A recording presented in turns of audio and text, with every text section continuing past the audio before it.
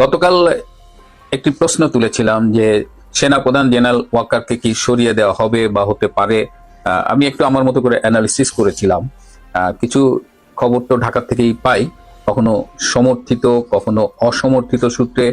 কিন্তু আজকে যে খবরটি পেলাম যে গতকাল রাত্রে তিন বাহিনীর প্রধান, সেনাপ্রধান জেনারেল ওয়াকারুজ্জামান, নৌবাহিনীর প্রধান অ্যাডমিরাল মোহাম্মদ নাজমুল হাসান এবং বিমান বাহিনীর প্রধান air chief marshal Hasan Mahmud কালকে তিনজন বঙ্গভবনের রাষ্ট্রপতি শাহাবুদ্দিন চুপ্পুর সাথে দেখা করেছেন। নিরাপত্তার দায়িত্বে থাকা একটি সূত্র নিশ্চিত করেছে যে তারা গিয়েছিলেন এবং তারা সচরাচর অন্যদিন যেমন থাকে তার থেকে কালকে তাদের গম্ভীর অবস্থায় দেখা গেছে। মানে দেখে মনে হচ্ছিল সামথিং সিরিয়াস।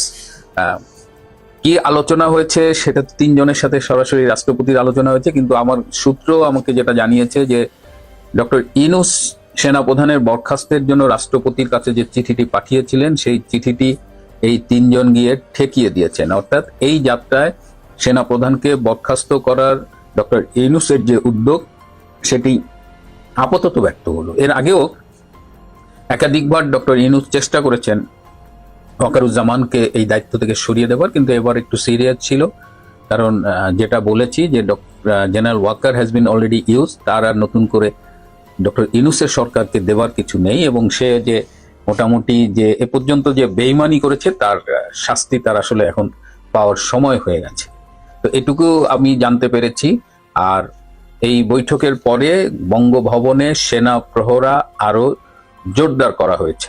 আমরা প্রথম থেকেই দেখে আসছি যে রাষ্ট্রপতি এবং সেনাপ্রধানের মধ্যে এক ধরনের যোগাযোগ কাজ করছে এবং যখনই সেনাপ্রধান কিংবা রাষ্ট্রপতি চাপের মুখে পড়ে তখনই তারা পারস্পরিক সহযোগিতার হাত বাড়িয়ে দেন। এবং এর আগে অতীতেও আমরা দেখেছি যে ডক্টর ইউনূস সরকারের পক্ষ থেকে বা কখনো কখনো এই ছাত্রদের সকল কিছু টোকাই নেতা আছে, তারা যখন বিভিন্ন ভূমিকা নেয় যে বঙ্গভবন ঘেরাও করতে হবে, রাষ্ট্রপতি পদত্যাগ, আজকাল তারা সেনাপ্রধানের সাথেও মাঝে মধ্যেই লাগতেছে। রাজপথে স্লোগান উঠতেছে হাসনাত না ওয়াকার, আবার হাসনাত সেনাপ্রধানের বিরুদ্ধে স্ট্যাটাসও দেয়। So things are happening. তো এই সব পরিস্থিতি আমরা দেখেছি যে সেনাপ্রধান আর রাষ্ট্রপতি এক ধরনের যোগাযোগ মেনটেন করে তাদের উপরে আসা চাপগুলো সামলাচ্ছেন। তো এইবার যে চাপটা এসেছে সেনাপ্রধানের উপরে এটা বেশ জোরে সোরে এসেছে। এর পাশাপাশি আরেকটা খবর শোনা যাচ্ছে যে সব ক্যান্টনমেন্টে সবাইকে খুব হাই অ্যালার্টে রেখেছেন সেনাপ্রধান জেনারেল ওয়াকার এবং এটাও বলা হচ্ছে যে এমন একটা অ্যারেঞ্জমেন্ট করা হয়েছে যেন সেনাপ্রধান বলবার 10 মিনিটের সাথে সাথে ক্যান্টনমেন্টের সবাই যেন অন ডিউটিতে চলে আসতে পারে আর কি, মানে ডাকলেই যেন চলে আসতে পারে 10 মিনিটের মতো। ব্যাপারটা এরকম। আমি আমার বিভিন্ন সূত্র থেকে এটা কনফার্ম করতে পারিনি। এই ক্যান্টনমেন্টে এরকম ডাকলেই 10 মিনিটের মধ্যে চলে আসতে হবে এই সোর্স, মানে এই ইনফরমেশনটা আমি ভেরিফাই করতে পারিনি, কিন্তু আমাকে আমার সব সূত্রগুলোই জানিয়েছে যে something fishy is going on. পরিস্থিতি খুব একটা স্টেবল না and this is not good, এইটুকু আমাকে বলেছে। এখন এই this is not good, something fishy going on, এগুলো তো খুব স্পেসিফিক কথাবার্তা না, এগুলো একটু ভেগ টার্ম, বাট এগুলোকে একদম ইগনোরও করা যায় না। সো ক্যান্টনমেন্টের ভেতরে একটা অস্বস্তিকর পরিস্থিতি আছে, কিন্তু একেবারে রেড অ্যালার্ট জারি করা বা 10 মিনিটের মধ্যে রেডি হয়ে নেমে পড়া এরকম কোনো ইনফরমেশন আমি অন্তত ভেরিফাই করতে পারিনি। যাই হোক, এই যাত্রায় সেনাপ্রধান রক্ষা পেলেও ভবিষ্যতে তার জন্য কি অপেক্ষা করছে আমি গতকাল যে এপিসোডটা করেছিলাম, আমি সাধারণত সব কমেন্টস তো পড়ার সময় পাই না, কিছু কমেন্টস দেখি, বাট গতকাল সেনাপ্রধানকে নিয়ে আমার দর্শকদের যে মন্তব্য, আমি আসলে খুব কষ্ট পেয়েছি। মানে সেনাপ্রধান আসলে he has lost all his credibilities to general people. তাকে কেন্দ্র করে যে একটা আশা ভরসা মানুষের মধ্যে মাঝে মধ্যেই দেখা যেত, উকি দিত, বা তার কাছে যে বাংলাদেশের সাধারণ মানুষের যে প্রত্যাশাটা ছিল সেই প্রত্যাশা পূরণে তিনি মানে পরিপূর্ণভাবে ব্যর্থ হয়েছেন। এবং মানুষ এখন সম্পূর্ণ, মানে আমার মনে হয় অধিকাংশ মানুষ এখন জেনারেল ওয়াকারের বিরুদ্ধে, যে অ্যান্টি জেনারেল ওয়াকার একটা সেন্টিমেন্ট বাংলাদেশে এখন খুব স্ট্রংলি দানা বেঁধে উঠেছে। এবং সেনাবাহিনীকে যেভাবে তিনি অপমান করিয়েছেন, ক্যান্টনমেন্ট উড়িয়ে দেবে, হাসনাত না ওয়াকার এই স্লোগান, তারপরেও তিনি কিচ্ছু করেনি, চুপচাপ মদনের মতো বসেছিলেন। তো সব মিলিয়ে জেনারেল ওয়াকারের যে একটা গ্রহণযোগ্যতা ছিল সেটি এখন একদম তলানিতে। যাই হোক, দেখা যাক ডক্টর ইউনূসের সাথে তার সম্পর্ক কেমন চলে। আমরা তো আপাতত দেখছি সবকিছু, এবং যতটুকু সম্ভব হয় আপনাদের সাথে শেয়ার করছি। গত পরশুদিন 11ই মে সন্ধ্যার বিমানে, এমিরেটস এয়ারলাইন্সের একটা বিমানে হঠাৎ করে বাংলাদেশে পাকিস্তানের রাষ্ট্রদূত সৈয়দ আহমেদ মারুফ ইসলামাবাদে ফিরে গেছেন দুবাই হয়ে।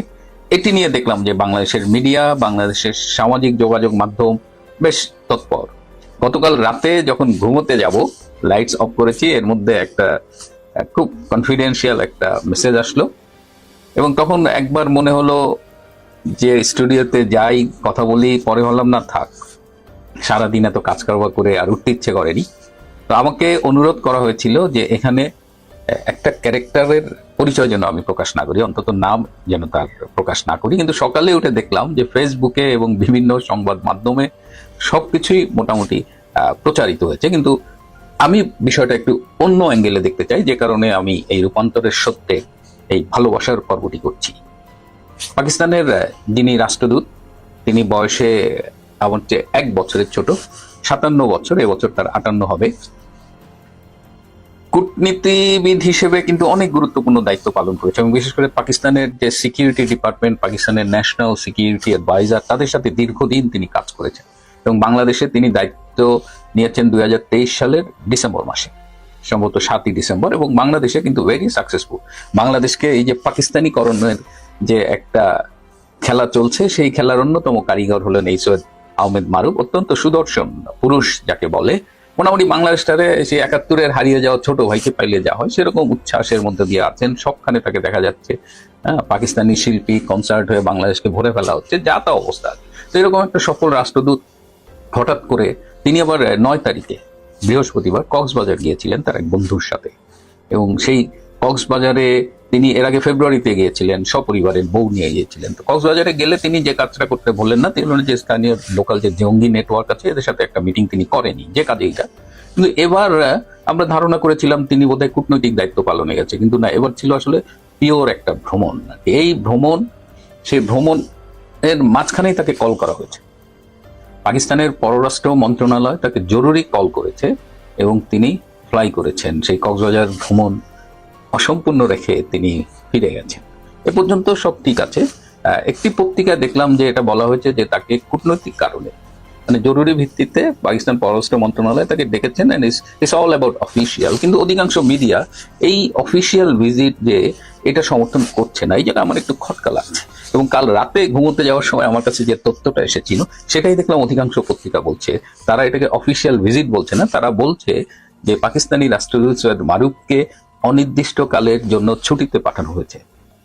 সো সত্য কোনটা, তিনি আবার বাংলাদেশে ফিরে আসবেন কিনা, এই উত্তর তো আমাদের জানার জন্য অপেক্ষা করতেই হবে। আর যেহেতু আমি অসীম ধৈর্য নিয়ে জীবন যাপন করি, আই ক্যান ওয়েট। কিন্তু যে কথাটি বাজারে প্রচলিত এবং যে কারণে আমি কথা বলছি সেটা হলো যে একটি ব্যাংকের foreign department, foreign exchange and policy ডিপার্টমেন্টের সহকারী পরিচালক এক তরুণীর সাথে সৈয়দ মারুফের ভালোবাসার গুঞ্জন উঠেছে। অনেকে বলেন ভালোবাসার অভিযোগ উঠেছে। ভালোবাসার তো অভিযোগ হয় না, ভালোবাসা তো ধর্ম মানে না। সৈয়দ মারুফ একজনের প্রেমে পড়তেই পারেন, গভীর প্রেম। সেই প্রেম তাদের ঢাকায় দেখা করায়, ঢাকা থেকে টেনে নিয়ে গেছে কক্সবাজারের মতো সমুদ্র শহরে। সবই হতে পারে। আমি কবি, আমি প্রেমের কবি, আমি তরুণীর কবি। যেখানেই ভালোবাসা সেখানেই আমি ভালোবাসার পক্ষে কথা বলি, আমি তরুণীর পক্ষে কথা বলি। সুতরাং যারা সৈয়দ মারুফের সাথে ওই তরুণীর সম্পর্ক নিয়ে যোগাযোগ মাধ্যমে ট্রল করছেন, আপত্তিকর কথা বলছেন, তাদের বিরুদ্ধে আমি প্রতিবাদ জানানোর জন্যই আজকের এই ভিডিও। যেহেতু আপনারা তরুণীর নাম পরিচয় সবকিছু জানেন, কিন্তু আমি তারপরেও আমার এথিক্স মানছি। আমি তরুণীর নাম প্রকাশ করছি না, তরুণীর সম্পূর্ণ ছবি আমি আপনাদের দেখাবো না। তবে তরুণীর বিভিন্ন ছবি আমি কিন্তু কাল ঘুমোতে যাওয়ার আগে তার ফেসবুকের থেকে আমি তার ফেসবুকটা একটু স্ক্রল করেছিলাম এবং ফেসবুকটা মোটামুটি আমি কিছু ছবি ডাউনলোড, স্ক্রিনশট নিয়ে রেখেছিলাম। তো সকালে উঠে দেখলাম যে তিনি ফেসবুকটি ডিঅ্যাক্টিভেটেড করেছেন। কেন ডিঅ্যাক্টিভেটেড করেছেন আমি জানি না, এটা তার ব্যক্তিগত ব্যাপার। ছবিগুলো দেখে কিন্তু আমার ভালো লেগেছে। হ্যাঁ, মারুফ ভাইয়ের চয়েস আছে। যদি তাদের মধ্যে আসলে প্রেম হয়ে থাকে তাহলে মারুফ ভাইয়ের চয়েস আছে। কি একটা অজ্ঞাত কারণ আমি জানি না, যে পাকিস্তানি পুরুষের বাঙালি তরুণীদের প্রতি আগ্রহ নাকি বাঙালি তরুণীদের পাকিস্তানি পুরুষের প্রতি আগ্রহ, এটা কিন্তু আমি I don't know, but it happens. আমি এই যে জুলফিকার আলী ভুট্টো, যে পাকিস্তানের সাবেক প্রধানমন্ত্রী ছিলেন, ভুট্টোরও শোনা যায় একটা বাঙালি স্ত্রী ছিল, তার 3 নম্বর বউ। আবার এই যে ইয়াহিয়া 71-এর সেই মুক্তিযুদ্ধে যে নাকানি চুয়ানি খাইলো পাকিস্তানের প্রেসিডেন্ট ইয়াহিয়া, এই ইয়াহিয়াও কিন্তু তার একটা গার্লফ্রেন্ড ছিল শুনেছি এই বাঙালি, এবং 71 সালে যখন মুক্তিযুদ্ধ হচ্ছে, বাংলাদেশ আহ, স্বাধীনতার জন্য লড়াই করছে, তখনও তার যে গার্লফ্রেন্ডটা ছিল সেটা ছিল একটা বাঙালি, এবং তিনি প্রতিটি সংগমের সময় বলতেন যে আই এম ফাকিং জয় বাংলা, এবং সেই বাঙালি মহিলাটা বলতেন উত্তরে যে ইউ ক্যান নেভার ডিস্ট্রয় জয় বাংলা। তো এটা শোনা কথা, তো এটা সত্যি হোক মিথ্যা হোক, এর যে ইনার স্পিরিট সেটা কিন্তু মানে ইটস ইম্পর্টেন্ট টু নোট।